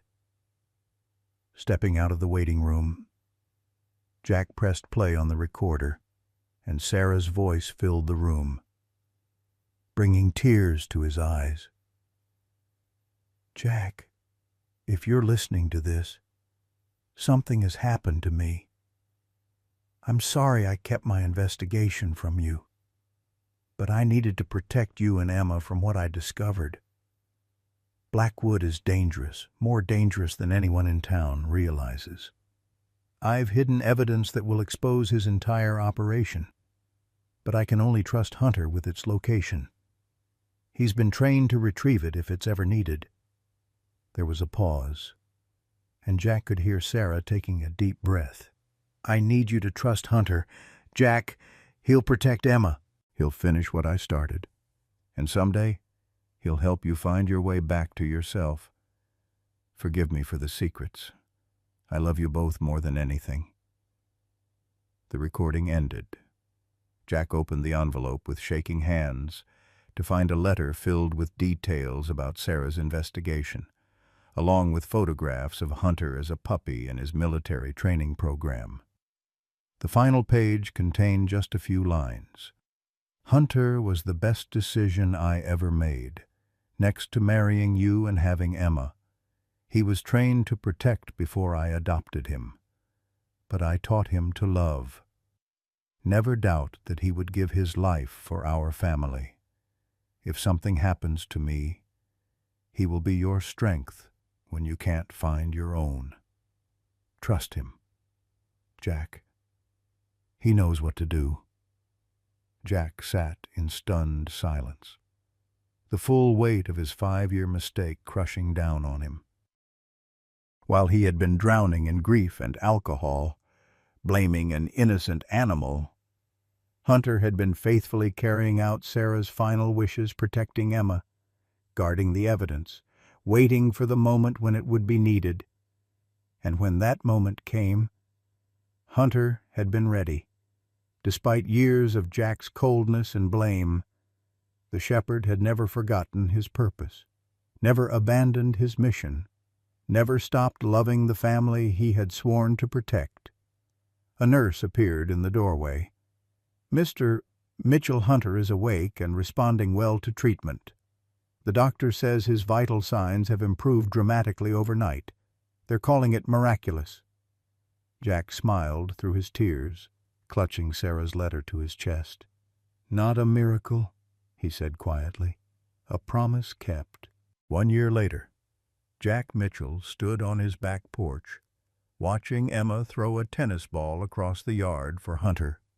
The German shepherd moved with only the slightest hint of stiffness, his recovery having progressed far beyond what any of the veterinarians had predicted. Though a long scar ran along his left side and his coat had a few more gray hairs around the muzzle, Hunter raced after the ball with enthusiastic determination, his amber eyes bright and alert. "Easy, Hunter," Jack called, as the shepherd executed a particularly ambitious leap to catch the ball mid-air. "Remember what Dr. Patel said about not overdoing it." Hunter landed with grace, trotting back to Emma with the prize clutched proudly in his jaws. The bond between the girl and her dog had only deepened over the past year, their shared trauma creating a connection that went beyond words.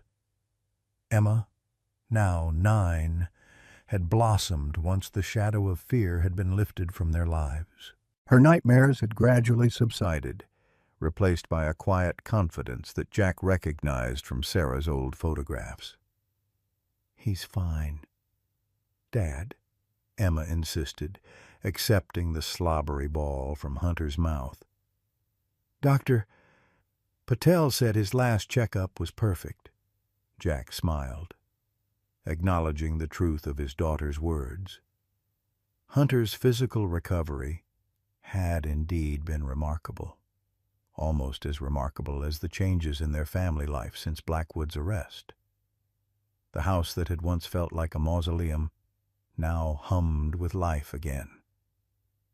Jack had renovated Sarah's old office into a comfortable study where Emma did her homework, and he handled the paperwork for his construction business. Sarah's photographs smiled down from the walls, no longer hidden away but celebrated as part of their ongoing story. Jack had been sober for 365 days, each one a conscious choice to honor Sarah's memory by being fully present for their daughter. And then there was Hunter, the heart of their healing. Jack had spent countless hours training with the shepherd, rebuilding a relationship that should have existed from the beginning. Hunter had forgiven him with the uncomplicated grace that only animals seem capable of, accepting Jack's newfound respect and affection without reservation. "Agent Reynolds will be here soon," Jack reminded Emma, checking his watch. "Why don't you go get cleaned up?" Emma gave Hunter a final pat before racing inside, leaving Jack alone with the shepherd. Hunter approached the porch, settling at Jack's feet with a contented sigh. "Big day today," Jack said quietly, reaching down to scratch behind Hunter's ears. "You ready for it?" Hunter's tail thumped against the wooden deck in what Jack had come to recognize as affirmation. The shepherd had developed an almost uncanny ability to understand conversations around him, particularly when they concerned family matters. The past year had brought justice and closure on multiple fronts. Thomas Blackwood's trial had concluded 3 months ago with a sentence of life imprisonment without possibility of parole. His trafficking network had been dismantled, with over 30 associates arrested across 5 states. Most importantly, 27 children had been rescued and returned to their families or placed in safe homes. Dr. Andrews had received a reduced sentence in exchange for her comprehensive testimony. She had provided crucial details about Sarah's murder, confirming that Blackwood had come to the Mitchell home that night to threaten Sarah into silence. When Sarah refused to be intimidated, he had attacked her. Hunter, hearing the confrontation, had rushed to Sarah's defense, receiving the knife wound that had scarred his side. Andrews admitted she had helped cover up the crime out of fear and misplaced loyalty, a decision she would spend the next 15 years contemplating in federal prison. The evidence Hunter had guarded in the pond had proven to be even more extensive than initially apparent. Sarah had documented years of Blackwood's activities, creating a meticulous record that not only ensured his conviction, but also led to the recovery of financial assets that had been set aside in a victim's compensation fund. The Mitchell family had refused their share, asking instead that it be added to the fund for the trafficked children's ongoing therapy and support. The sound of a car pulling into the driveway brought Jack back to the present. Hunter was already on his feet, ears forward, recognizing the engine before Jack could see the vehicle.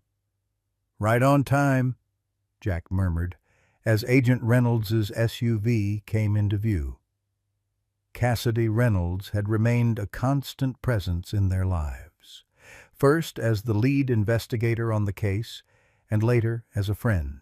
Today she arrived in an official capacity, though the small cake box in her hands suggested the occasion held personal significance as well. "Jack," she greeted him warmly as she climbed the porch steps.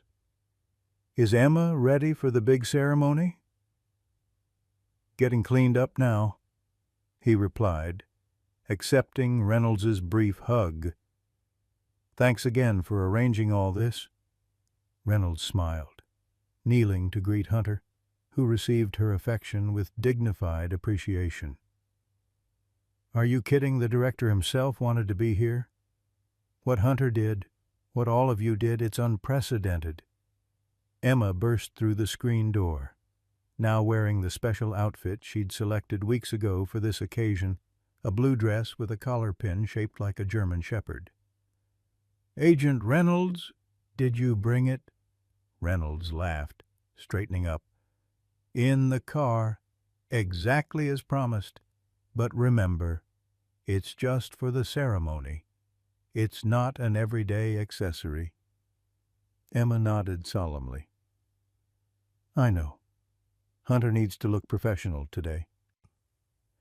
The item in question was a custom-made service vest for Hunter, emblazoned with the FBI emblem and special recognition patches. While not an official K-9 unit member, Hunter was about to receive an honor never before bestowed on a civilian dog, the FBI Director's Award for Exceptional Service in the Public Interest. The ceremony was held in Oak Ridge's town square, a deliberate choice to reclaim the space that Blackwood had once dominated with his false philanthropy. A modest stage had been erected beneath the old oak tree, with rows of chairs filled by townspeople, law enforcement officers, and families of the children rescued through the Mitchell case, as they now called it. Hunter sat perfectly still between Jack and Emma as the FBI director recounted the extraordinary series of events that had led to Blackwood's capture and the dismantling of his trafficking network. The shepherd's posture remained attentive and dignified, as if he understood the solemnity of the occasion. "In my 30 years with the Bureau," the director concluded, "I have never encountered a case quite like this one. A dog who not only protected a child from abduction but also preserved crucial evidence for 5 years, then led investigators to its location when the time was right. He shook his head in amazement. If I hadn't reviewed the case files myself, I might not have believed it. Emma beamed with pride as Hunter was called forward to receive his award, a specialized medal attached to his new vest by the director himself. The shepherd accepted the attention with characteristic grace, though Jack noticed his eyes constantly returning to Emma, checking that she remained safe even in this moment of recognition. After the ceremony, as townspeople gathered to congratulate them, Sheriff Cooper approached, his expression a mix of regret and respect. "I owe you all an apology," he said, extending his hand to Jack. "I should have taken your concerns more seriously from the beginning, and I certainly should have paid more attention to what Hunter was trying to tell us." Jack accepted the handshake. 5 years of resentment finally fading. We all missed things we shouldn't have, myself included. Later that afternoon, when the crowds had dispersed and the excitement had quieted, Jack drove his family to the small hillside cemetery where Sarah was buried. It was their first visit as a complete family. Jack, Emma, and Hunter since Sarah's funeral 5 years earlier. Hunter had never been allowed to accompany them before, Jack having irrationally feared that the dog's presence would somehow dishonor Sarah's memory. Now he understood how wrong he had been. If anyone deserved to stand at Sarah's grave, it was the faithful guardian who had carried out her final wishes at such great personal cost. The cemetery was peaceful in the late afternoon light, wildflowers nodding in the gentle breeze. Sarah's headstone was simple white marble, engraved with her name, dates, and the words "beloved wife," "mother," and "seeker of truth."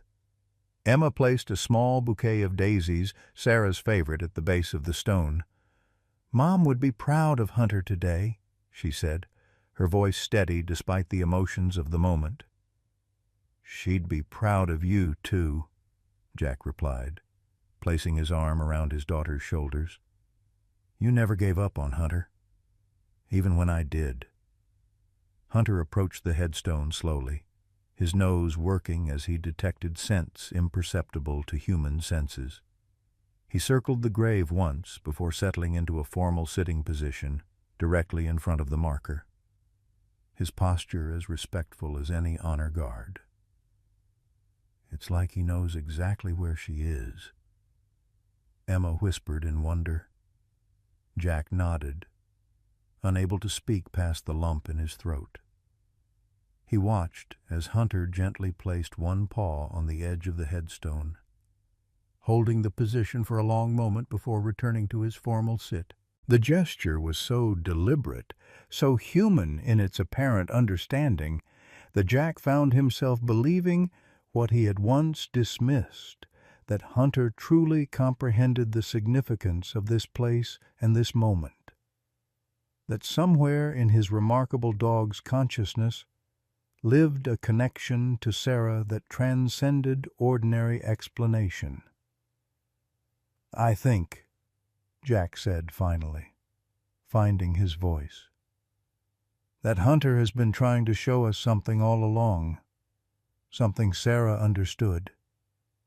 "What's that, Dad?" Emma asked, leaning against him. Jack watched as Hunter's alert gaze swept the cemetery perimeter before returning to them, ever vigilant, ever protective. That love doesn't end when someone dies. It just finds new ways to guard what matters. They stayed until sunset, a family made whole again through sacrifice, forgiveness, and the extraordinary loyalty of a dog who had never forgotten his purpose. As they walked back to the car, Hunter took up his customary position between them, not merely following but actively shepherding his family home. At the cemetery gate, Jack paused for one last look at Sarah's resting place, now gilded by the setting sun.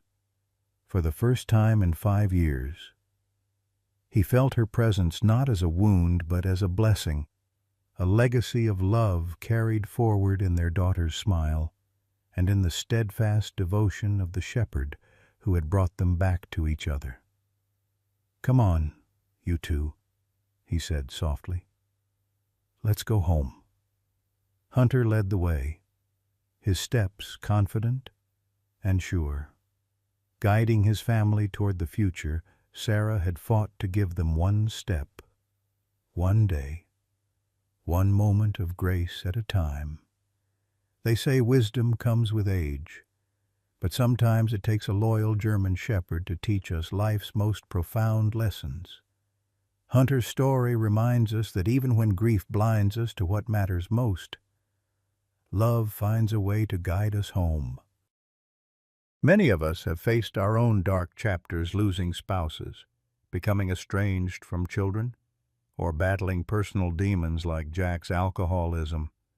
We've felt that crushing weight of regret when we realize the years wasted blaming others instead of healing ourselves.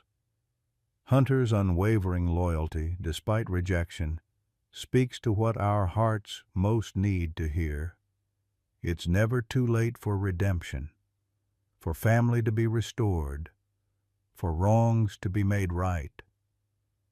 Like Jack, we may have overlooked the faithful companions who stood by us through our worst moments, be they four-legged or human.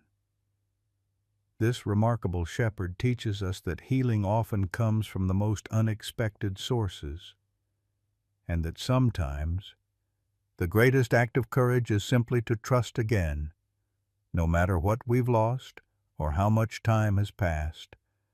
Hunter shows us that with forgiveness, second chances, and unconditional love, our story isn't over. There's still time to make things right with those who've never stopped waiting for us to come home.